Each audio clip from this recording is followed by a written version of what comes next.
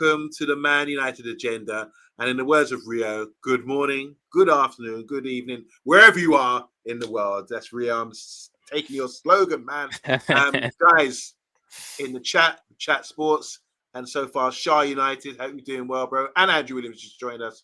Welcome. And I'm going to go to my man on my left, Rebel, and say good evening. Because it's still an evening. It's a dark evening, isn't it, over here in the UK, and especially in Ireland. How are you doing, Rebel? How are you feeling? In the words of a certain villa manager, good evening. And to anybody that happens to be watching from across the pond, happy Thanksgiving.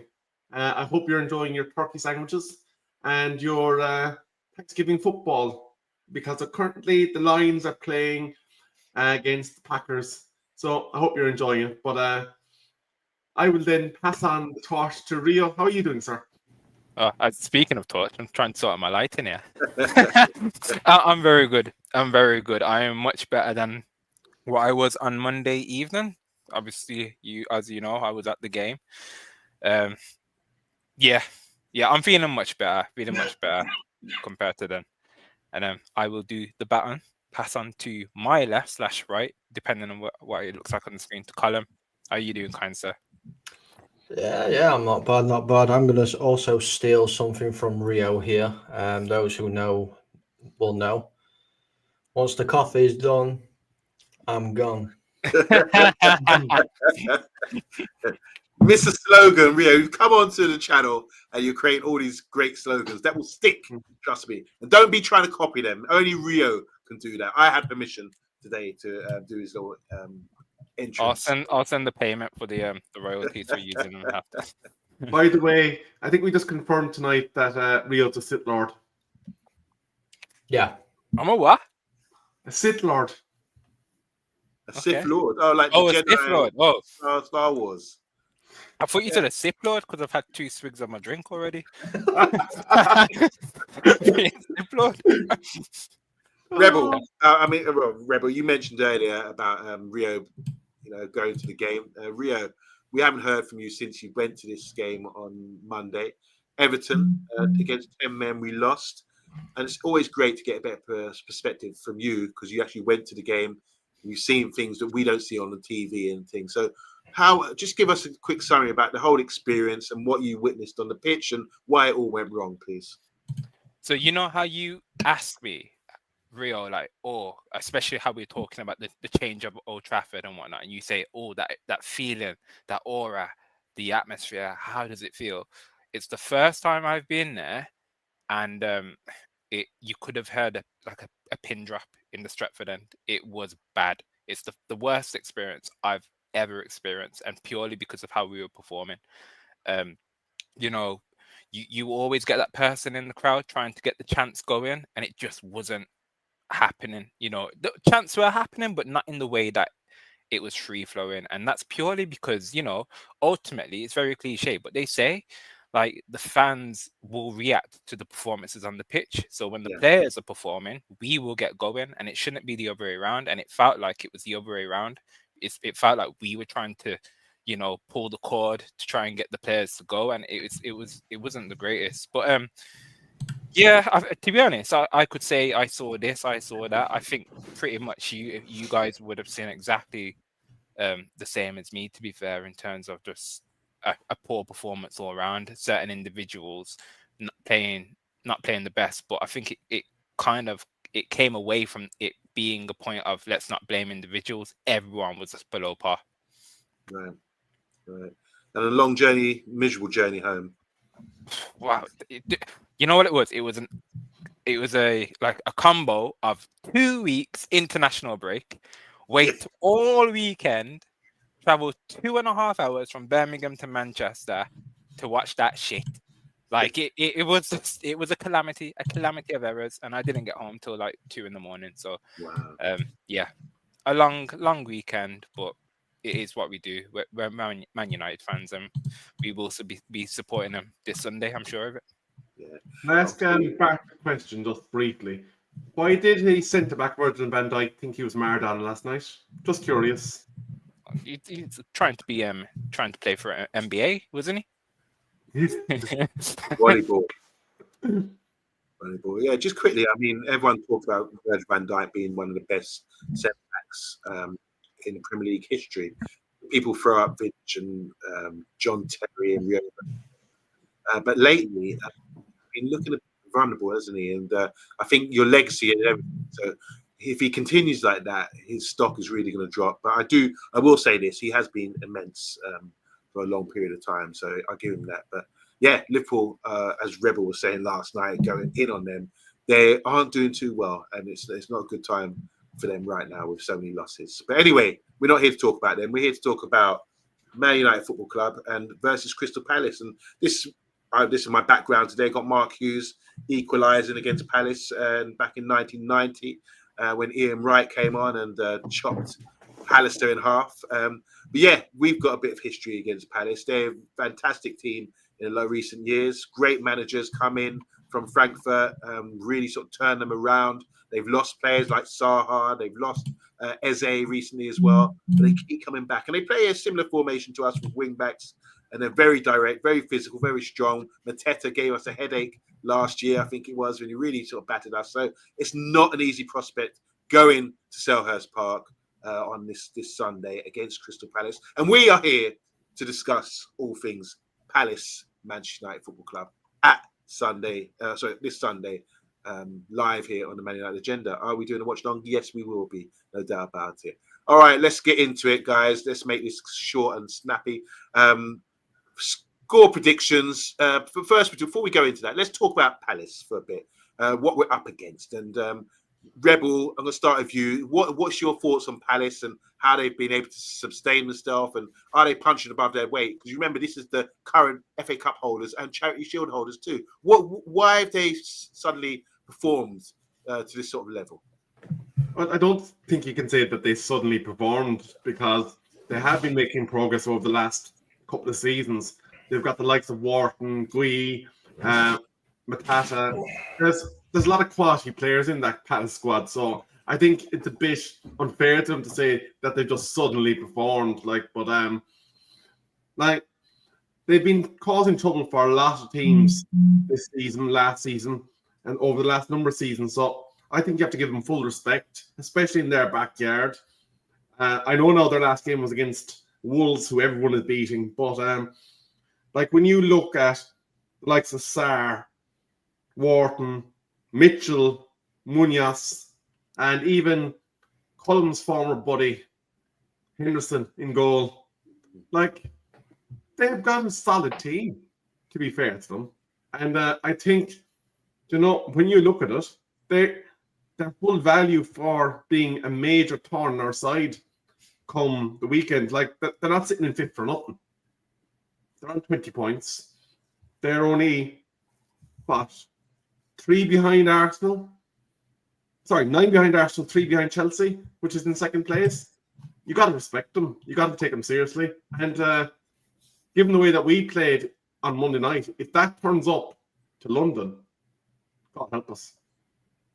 Yeah, big up to Andrew Williams. He's saying Palace are a cracking team. I mean, Colin, can you add to what Rebels already saying about them? And more importantly, what's the catalyst? I know I said they suddenly become good, but they've won the first trophy in years.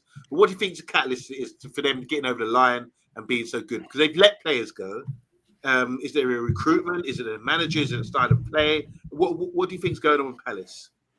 I think it's. I think they found the system and the formation that suits every single one of their players.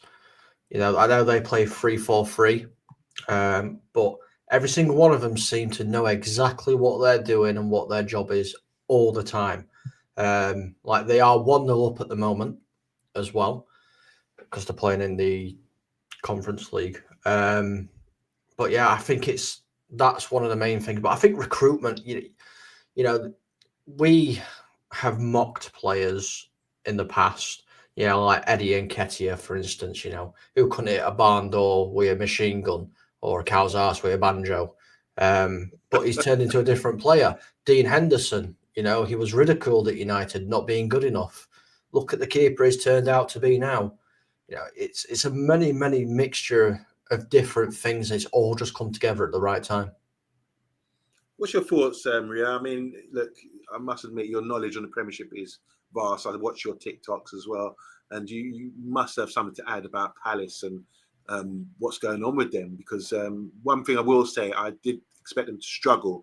First time having European football in years, they got a small squad. So I'm thinking by this stage, surely Gay's out injured as well.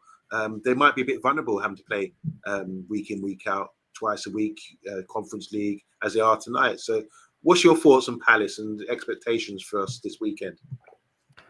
So I actually predicted that if we go back to like the Premier League table, I said that they'll probably finish 6th or 7th into the season because of the type of team that they are. And I think you've kind of hit the nail on the head. And so it's Callum, to be fair, in terms of they know what they need to do. You know, they don't chop and change a lot. You know, you could probably name their starting 11 with your blindfold on and everything like that. Like, even tonight, you look at their team, they've made a few changes and they're playing in the Conference League. You know, the competition isn't taxing for them. You know, if you do try and look at their performances off the back of when they have midweek action to the game on the weekend, they still get goals. But they've got some really, really good players in certain positions. One key or two, I would say, for me is Ismail Sarr. I think he's gone under the radar, and I actually think he's a better player than Eze. And he's kind of picked up the baton since Eze's Stop gone. the press, rewind. Yeah. Eze, the guy who's banging goals for Arsenal, playing Champions League football. Just explain what you mean by that, because people will be like, no, how can you say that? This is a guy's playing at Watford, and no one really picked him up for relegated. So what's your thoughts behind that? So obviously they've got Pino that's gone into the position that Eze plays in now. He's very good. He's a creative aspect. And so is Eze. But Ismail Assar, he was kind of like the big part role behind Eze last season. But I think he did a lot of the work. And right now he plays almost like a two with Mateta when Pino's on the pitch. So him and I think we'll expect them to kind of give us a lot of headaches on the weekend. But I think another key player for them is Daniel Munoz on that right side. I think he's absolutely top tier. You know, if there was a Timber in the league and potentially a Reece James, if he stayed fit, I'd arguably say Munoz is the best right back in the league right now. So it's going to be a tough game. But obviously we need to take advantage of the fact that they are currently playing right now as we speak. So I'm looking forward to it. I really am. Yeah, well said. I mean, the Munoz guy. Where did they sign him from? Because I don't know his background, where he's come from. But watching him play, I just think he's so direct and strong, such a strong runner, and he is one of the top defensive wide guys in the league. It appears. Does anyone know his history, where he comes from, even his nationality? I don't know much about him. He's Colombian. Yeah, he's Colombian. I think they signed him from Genk. Yeah, but he almost plays like if you watch the touch map, he's basically a right winger. Like he's pretty much a right winger for them because of the way that Mitchell plays on the left. He's the more defensive side. But yeah, quality. We need to keep an eye on him. Yeah, and as you're saying, I mean, Rebel, what do you think about the wear and tear on the small Palace side? Why not get feedback? I think they'll be fine. Like they're getting until midday on Sunday to recover, and I think when you're in with amongst your own fans, it's going to be obviously easier to recover because you're going to have the roar of the crowd backing them up, and it's going to be like playing against the 12th man in a way. So I don't think their small squad is going to do them any harm, and they're going to be looking at us saying, well, their attack is injury hit potentially. They played absolutely doggy doo-doo against Everton on Monday night. Why can't we get anything off them? Why can't we beat them? That's what they're thinking. Why are we playing on Sunday at 12 o'clock, by the way? What that's a weird one. Why does that happen? Coincidentally, actually, Rio, this actually came up on the Manchester United website or social media today. Oh, okay. There you go. I've not seen that. It's because they want us on TV. That's what it is. They want us on TV. Like they've got Everton, Newcastle at 5:30 on Saturday. Because there's no Saturday early kickoff, which is okay, No, they're fine. in Spurs, Fulham, 8 o'clock. Where the early kickoff on Sunday. Then they've got Chelsea, Arsenal. They want to make a Super Sunday, really. That's all it is. They just want a Super Sunday. Just going to the comments quickly, so everyone's chipping in about Palace right now. We are sort of focusing on them at the moment. If Palace score first, says Simon, and I think they will, I predict a riot of goals. I predict a riot. Nice touch there. Gay is still out there. What a top player he is. Didn't they sign him from Chelsea? He was a Chelsea youth player at one point, wasn't he? Gay? I believe so. Yeah. He's I believe so. Mark Gay, got substituted today. Yeah, he's back. He's been playing today. He played last game as well. Okay. Yeah. By the way, I was watching a show with Tomori. He was also Chelsea centre back who's gone to AC Milan. He's on one of these podcasts recently. It really seemed like a top guy as well. I really enjoyed that. Palace is a different beast, and we still haven't got over the 4-0 drubbing. That would hurt, didn't that? We will dominate them, by the way. We'll have more of the ball. I'm confident of that. Talking about having more of the ball, we'll come on to that in a minute because there's been some stats, isn't there? Some data about that. Serious soccer fans saying it. Dougie Freeman, remember him playing in these days, or just after these days in the 90s, deserves a lot of credit. And it appears that only Glasner and English lads get praise. So Dougie Freeman is obviously doing some stuff around behind the scenes. Am I getting echo again? I think we could probably come away with a point, says Simon. Andrew saying here, Eze, for me, outstanding the other night versus Barca. Did they play Barca? Yeah, in Champions League. Bayern. Bayern, sorry. Right. It was Chelsea. Barca. And obviously, Crystal Palace fans would be watching that game because you had Eze playing for Arsenal, and for Bayern Munich, they had Garnacho. Olise, that's right. Yeah, I was thinking, wow, they're coming a long way. Palace should aim for winning the Conference League instead of the FA Cup, says Serious Soccer Fan. And what else we got here? He was at Swansea for 18 months. Andrew, the Welsh correspondent. Just bring out the data there. So, I mean, Rio, you were talking about we're going to dominate the game. But it appears from what I've seen from you guys, when we do dominate possession, we don't tend to win. Is that correct? Probably. It sounds about right. It looks about right because we just suffer and we can't get past low blocks. That's one thing I'd like to point out was evidently clear when I was there watching the game is technically we are rubbish when it comes to the final third. But when I could see Grealish and Dewsbury Hall pinging passes to one another, enjoy passing it around, and then we were trying to do it, we struggle in those situations in the low block. So it will be to Palace's advantage. Okay. What's the post you put up there? This one about Amarin, I think. You Rebel? Sorry. Go ahead. It is slightly outdated, just so you know. I know that when I just spotted the 34 games, but I suppose the point that it kind of transpires is that he seems to only win 1 in 3 Premier League games. Is kind of the story for me out of that. Oh, would you then? Yes, would you? We're overdue, aren't we? Yeah, we're overdue actually. Yeah.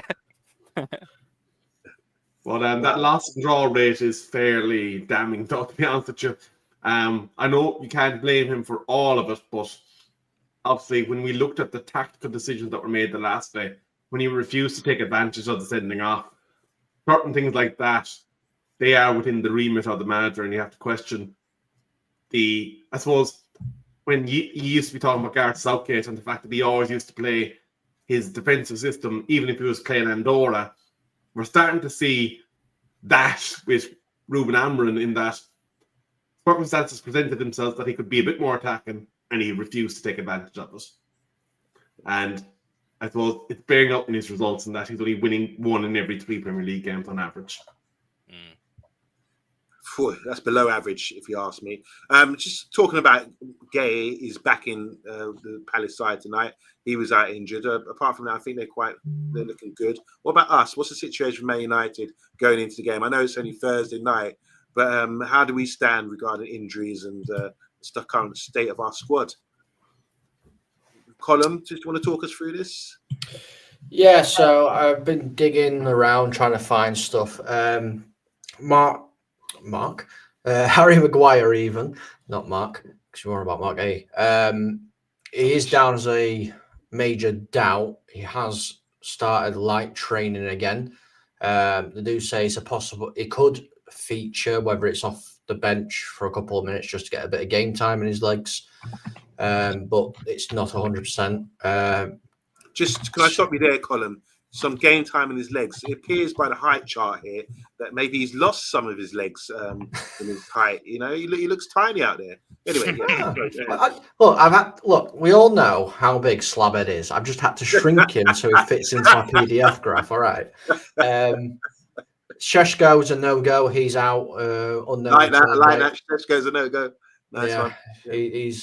We have no return date on him at all. And Cunha is currently down as a minor doubt, possibly could feature, but I think Rebel, you said earlier that he's definitely out now. Yeah. So, Rebel? Yeah, essentially, he suffered a serious head blow in training, missed the Everton game because of it, and was rested as a precaution measure. He's basically in concussion protocol, so he has a chance of facing Palace, but it seems like it's highly unlikely that he hasn't seemed to have cleared concussion protocol. I think he'll play after reading the back of that second line, to be honest with you. I think he'll play. I think we need him to play. Yeah, stuff the concussion protocol. Like, we need him. So just clarify that this concussion, if you get concussion, usually you're out for a week. You're not allowed to play for a week. Is that correct? Something like that normally, yeah. It depends how bad the concussion is. Right. And you have to clear tests then that they do in order to be allowed to return to play. Yeah. I think we'll find out. We'll probably find out tomorrow in Amarin's press conference whether or not he'll play. Yeah. So this was a training injury that he suffered a concussion, right? Yeah. Okay. And then what happened prior to this when he had missed doing the Christmas lights or something like that? That was it. That was okay. That was the injury. Okay. Yeah. Just quickly, is there any sort of question mark about Cunha with his injuries, or because remember he had I think his hammy went, or he had a muscle strain or something. He hasn't been a regular this season, has he? Well, I suppose in fairness, if you get a knock in the noggin from a Xerxes or some big ginormous hoop of a young fella, and it rings your bell, I'd imagine you're going to end up sitting out too. Like, yeah. All right, guys. With what we know, obviously we're looking at Harry Maguire definitely out. Let's try and sort of devise a team with what we know on the Thursday night of how we're going to set up. Any ideas about what the formation will be? Rebel, you've got your team, haven't you? Yeah, I'm going to talk you through this now. I'll just bring it up on stage. Rebels team. The goalkeeper is obviously going to speak for itself because we're not playing the other Aegis. He's brutal. So Lamans starts for me. Then my back three, Lenny Yoro, has to be. The next one is also going to be self-explanatory in that it's Delict. It has to be. Delightful. But I'm rolling dice. I want Luke Shaw out of that lineup. And I'm getting the Butcher back in the lineup. The Butcher! He's back. Then our wing backs. Dallo has. I said Dorgu, but he put in Dallo. So no, you said Dallo. I will leak the messages, boy. Ahmad is then being pushed back into wing back on the other side. Big Cass in central midfield again. 50 minutes. And then I'm pushing somebody else further forward. So by necessity, Ugarte has to start due to lack of options. Then Bruno goes back into the 10 with Mason of the Mounts, because obviously we know Cunha and Sesko are doubts. Mount Rushmore. And then up top, then obviously it's going to be Mbuma. Wow. This has really mixed things up. Obviously, you have to compensate for the injuries as well to Shiska. But you've changed it up, Rebel. So this is the side you think would be the best fit going into this game, having Mbeumo as a striker and Bruno pushing up to a number 10, and you're bringing back Ugarte, the guy the manager says has not been performing well in training. So you got just a lot of justification there, which you didn't really mention in your little slideshow there. But anyone want to sort of chip in to say Rebel's wrong or Rebel needs his head being looked at? Not as such. There's a few changes I'll make. And yeah, sorry, Rebel, you did say Dorgu. It's because I read this guy's comment here, Mr. Saves Football, that says he'd put Dallo just as you put yours in. Oh. So, yeah, which whatever, it's fine. I'd play Mainu over Ugarte. Right. I think that'd be one of the changes I'd make. What about the Martinez? How do you feel about Rebel? Well, so soon? I mean, my comments on a show not so long ago shows where I stand with Martinez, to be fair. I'd give him a go, but if he gets injured again, that's him out for another 2 years. So I don't see point in risking him at the minute. And the biggest one for me is like putting Bruno from a number 6 where he's supposed to be playing. He hasn't played anywhere else there to a number 10. I mean, Rebel's sort of been pretty bold there, isn't he? No, Bruno as a 10 is better than Bruno as a 6. At least Bruno at a 10 can actually, do what he's supposed to do. I do not want to see, I keep saying it, and I'm sure other people have said it many, many times. I do not want to see Bruno as a number 6 ever again. Yeah, I agree with that. Seeing it in person again, it reminded me of the frustrations that is Bruno when he plays in a deeper role. Like, it's not good. And the stats don't lie. When he plays as a number 10, he's arguably the best 10 in the league. Arguably. I'll put that in quotations, arguably, because I know certain people might pick up. But yeah, he needs to be playing advanced. But I don't mind the team. Obviously, I'll be a bit scared throwing the Butcher straight back in. That would be my only concern. I love him. And I saw your comments about him, Colin, yesterday. So I'm watching you. Viva Butcher alone. Get him sold. No. Can I speak on that selection? I absolutely thought Shaw got caught up the last couple of games, and I just had to get him out of the team. And because Harry Maguire's not fit, it necessitated the Butcher being rushed back in. And I absolutely can't stand seeing Dallo playing on the left-hand side. So, for that reason, Dorgu got to play, and only for that reason. Does heaven still exist, by the way? Yeah. Only when he died. Well, I'd change formation as well. If it was me, I'd change formation as well. No, he wouldn't change formation with a man advantage. We have no chance whatsoever. No, I know he wouldn't, but I'm saying, like, the question is, what would we change about that? And what would we change? I'd change formation. I'd go 4-2-3-1. Guys in the comments, this is really controversial because I think Rebel done this on purpose to stir the pot by putting Dallo in. He's trying to style it out better. Yeah, we know it is Dorgu, but in his side, he's actually put Martinez back in. Is that risky? I don't know what stage he is with returning to fitness, but he went to Argentina for the internationals recently, even though he didn't play. So he's slowly coming back. I'm not sure about that. How you guys feel about that? Him starting all of a sudden. Mainu can't play in a 2-man midfield, says Andrew Williams. I want to say hi to Stephanie Griffiths. She's back. How you doing, Stephanie? Hope you're doing well. Always love to see you on the show. And we just better saying here, put Mainu alongside Casemiro, and a diamond will work. Just trying to change formation again. Here again, put Mainu alongside Casemiro in a front three with Cunha and Mbeumo ahead. That will work, says our tactical coach. We deserve better.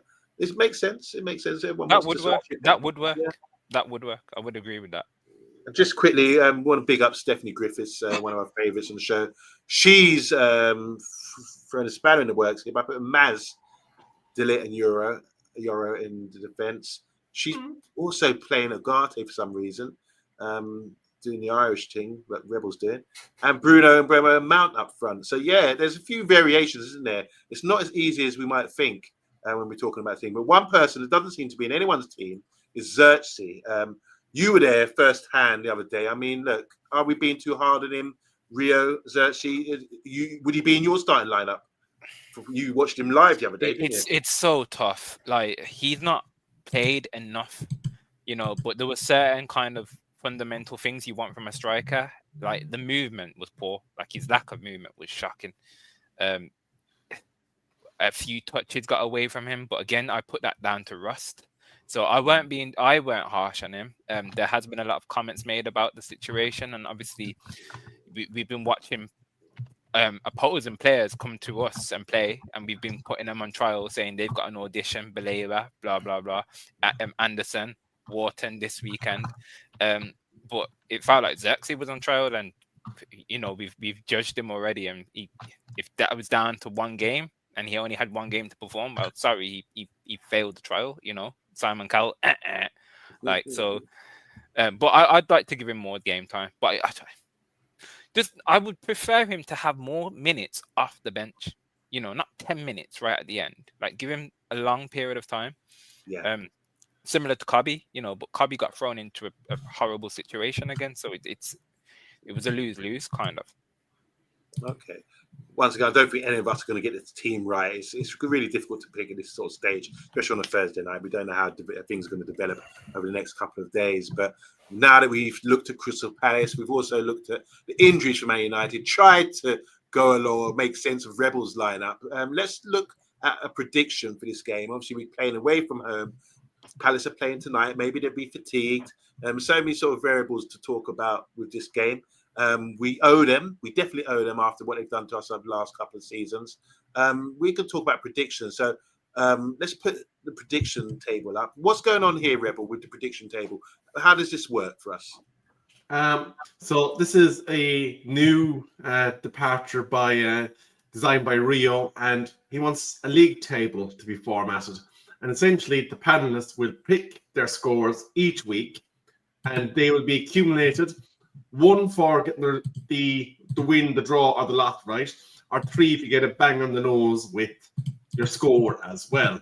And obviously, you get nil points if you get it wrong. There's also going to be 1 viewer score selected on behalf of all the viewers, and that will be used in the viewers table. But at the end of the season, the person with the lowest accumulated points will have a forfeit. Rebel loves a forfeit. Yeah. Oh, yeah. Rebel, can I start? Have you ever done a forfeit? Well, just see, when you're in the position where you're the one running the show, you get to get away with it. And so this is he chickens out all the time, Yabba. Let's be real. I think you've done a forfeit. Rio's done a forfeit. I've done a forfeit. Because if you remember, I dyed my hair blonde because I said if Anthony scores a goal in a certain game or something, then I'll put my hair blonde. And he did. So I did it. Boy. But, Rebel, we are gunning for you. So all this talk about forfeits, it's coming for you. One's going to come for you. So guys, please have a look at these predictions. Put your predictions in the comments as well. There's going to be, like I said, 3 points if you get it right. And we're going to ask one of you guys as well to... So last week, so obviously we all predicted last week, and quite easy, we all got it wrong. I think we all went for a win for Man United, so that's 0 for everyone. And we deserve better was last week's prediction for the viewers, and that I think we deserve better went 3-1 or 2-1. Ultimately, 3-2. Everyone got it wrong. 3-2. So everyone got it wrong. So everyone's on 0 points. So obviously this week, if we select, so I think you've gone with Damien Welsh. It's been starred for the for the comment. So Damien, you have gone ahead, kind sir, and picked 2-1 Palace. So that would be the representation for the chat this week. So that would be the scoreline. Okay, and Colin, you've agreed with 2-1 to Palace as well. Didn't we have a boo emoji when people picked against us? It's not there at the moment, but yeah, Colin, why are you saying we're going to lose? I mean, you and Damien on the same page. But it's not a good page for us. We lose against Palace away from home. What's going on? I will tell you exactly why, Yabba, because we are shite. That is why. Palace are a better team than us. It's as simple as that. Simple as that. I've put 2-1, and I think that's being very, very, very polite. Tomato. What? Oh, 2-1's. Colin. See, 2-1's polite. It could be another 4-0. It could be 5. It could be 6. You know, with the way Palace are playing at the minute and how much confidence they have, they can easily tear us apart. But they're better than us. It's as simple as that. We need to realise this. You know, I'm not delusional like some people who have put, you know, a 3-2 win thinking we're going to score 3 goals in a game. But, yeah. Alright. I was going to point that one out. Obviously, Rebel's gone for a loss. I've gone with a draw. Mr. B's gone for a loss. Solo's gone for a draw. But Yabba, that's a bold one. 3-2. I love it. Obviously, you're very confident. Yep. Thanks, Rebel. Rebel fingers. Yeah. Yeah, what am I talking about with? Yeah, you got explain. Can I try and justify that? Go on. Yeah, I think, look, we're not secure yet, where we are still conceding goals. If you look at some of the results we've had this year, we've won 3-2. I think Burnley game was 3-2. We've scored goals. We've surprised a few people with our home wins, you know. But so I think we are capable of, you know, conceding and scoring. The only issue is, obviously, we're a bit light up front with what's the injuries to Cunha and Xisco. But I still think playing away from home against a Palace side that I really do believe will be fatigued because they're playing the same players week in, week out. They don't have much depth in their squad. I think it's only a matter of time. We come up to December now where it's going to take its toll on teams like that. And I don't think they will survive the Man United fans attending, fresh Man United team who want to sort of show some character and come back from that terrible defeat against Everton at home. I think it's all for us to play for and for us to win. I'm going for a 3-2 exciting game for 12 goals to wake us up and you know, give us some excitement again. Because, like you said, we're due a win, 1 in 3. We owe Palace. They're going to be fatigued, and a lot of people have got a lot of making up to do to play. People like Rio that travel 2.5 hours to the game to watch a miserable game like that. So I'm going for a 3-2 win. Anyone justification for anyone else? I do want an explanation of something first. Where are the 3 goals coming from? I think we got enough to hurt them. That's what I'm saying. They play 3 centre backs. I think there's space in between the centre backs because they're at home. They'll be attacking. I think there's space in between the centre backs for good runners like Mbeumo, and then players to get on the ball and cut things back. I do believe that we're capable of opening them up as good as they might have been and physically as they might be. The only thing we have to do is make sure we match them. We earn the right to play by giving 110% in our physical battles, and then we got the talent. Definitely got talent on our side to open this team up. 3 centre backs for me is too. You know, we played them narrow. We play our centre backs quite narrow, but I think Palace. There's always space in between the centre backs. They're quite wide. They play wider than us. I think there's opportunity to play balls in between these guys and getting them in behind. So I think we are capable of scoring goals. Are you still confident, Yawa? If I turn around and say to you, Palace this season at home have not been beaten in the Premier League. They've lost once at home. Where were you when I was trying to make my prediction, man? You're. I need to get you on a hotline with data like that. Yeah, look, that's a good record. Obviously, they're on our part now. But like I said, the main thing for me is there's. I looked at some data recently, and it says in the Premier League, expect a lot of injuries by December. The game is like increased in regards to pressing. The injuries are happening to us though. Yeah, it happened to us as well. But we're not playing twice a week. So we got in regards to the pressing data that they have to do these days, get the ball back, pressing from goal kicks, all this kind of thing.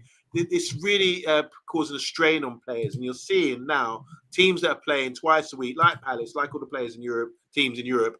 You're going to see in December major injuries, an abundance of injuries. This seems to happen all the time. So that's why I just feel that the strain is going to be too much and they're not going to be up for it. They'll be running out, warming up on the Sunday, still aching from what's happening tonight. Their exploits tonight. So I believe that's going to be a major factor for us. I think they've had a look at this game tonight. I mean, they are losing 2-1 at the moment. But they have taken off Hughes, Mateta. That was by injury, though. Injury, that was Hughes. There's an injury. There you go. Mateta's been taken off. Mateta's been taken off. Lerma's been taken off. Gehi's been taken off. So there's 3 key players there that they've already said, right, come and have a rest. They've only just brought Wharton on as well, so he's getting a bit of game time in his legs. They're not going to be tired. The rotation in that squad is ridiculous during games. Honestly, they will be fit and ready to go. Okay. Rebel, just justify your 2-0 win. Was it a 2-0? Loss. 2-0 loss, yeah. My logic to this is, you can boo all you want, Yabba. You still owe us an 8-line poem on why Harry Maguire shouldn't be captain, but we'll wait for that. But I don't see where the goals are going to come from. I'm going to be quite honest with you. I also looked at the data that Palace have not taken an L in their ground, so you have to factor that in. The depletions and the injury count, and the fact that it looks like, despite having a better goalkeeper now, that's a lot safer in terms of the way that he plays, we see determined to cause issues at the back that expose the goalkeeper and force him into making saves. So for me, Yaba, there is no reality, having looked at that farce on Monday night, where Manchester United go down to London and come out with anything, not even a point. And if they get one, the type of team that they are, with the type of striker that they have, and the quality of midfield that they have, I think I'm too conservative in my view.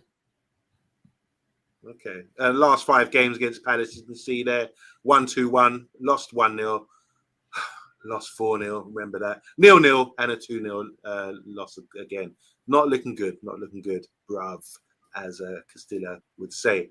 Yeah, well, that's that. Thanks for the guys in the comments as well for putting your score lines in. I did see a couple. I'm just going to get them up again quickly. Can I just mention this go ahead. quickly? Because we still are on the road to 4K subscribers. We're still looking to give one of you lucky viewers a jersey.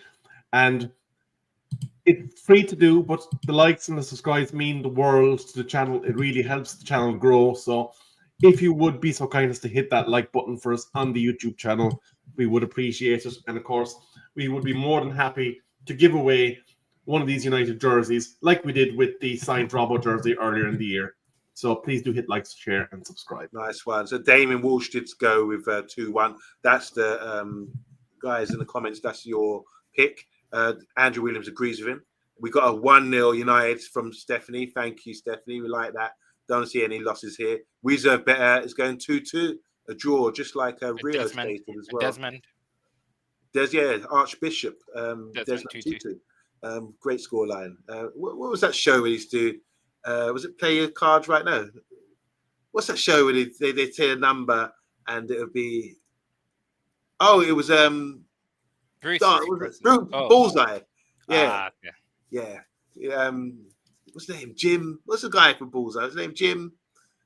I can't remember now. Was that the show where you say a lady at 2 of the 8s? Something. No. That was the one with the cards. That was Bruce's Prices Right. I think. No, not Bruce's Prices Right. It was Bruce's. It was Bruce though. The whole. Was it Bruce used to say that? Yeah. If you give you a 4, I'll give you an 8. Give me an 8, I'll give you a 6. I know, but there's a show where they used to talk about numbers like. Was it Bullseye? I can't remember. Guys in the comments, help us out, please. Yeah. Jim Bowen, they're saying bullies. Who knows? Who's shooting stars? I don't know. We'll still find out. I'll do my research one after the show. But Rebel, Column, Rio, and myself, we're going to say good night now, guys. It's been 45 minutes. No extra time from us this half. Jim Bowen was smashing super great. Yeah, he certainly was. Great shows back then. And Can't beat a bit of bully. And who? You can't beat a bit of bully. There you go. It's a great slogan, but you can't steal it. You go create one, create your own one like Rio does. All right. On that note, guys, we're going to sign out, and we will see you tomorrow night for Friday night mashup with. Are we doing the show tomorrow night? I'll be hosting the mixer. Woo! It's going to be spicy. It's going to be hot. And don't forget on Sunday, obviously, tune into the Man United Agenda. We're covering the game. Are you doing the game, Colin? Yeah, I am back doing the game. Yes. Brilliant. And we'll have the reaction after. So, Colin, you might. That would be Colin at half time. Well, I hope not. Half time, probably about 15 minutes in. What you're about? Oh God, it's all doom and gloom here on the Man United agenda. But yeah, make sure you tune in the rest of the week. Friday and Sunday, we are going to be back doing the business and praying for a win against Palace, like we did back in 1990 in the replay against them to win our first FA Cup since '85. Mark Hughes, what a great player, Sparky. All right, guys, we're signing out. We will see you tomorrow. Glory, glory.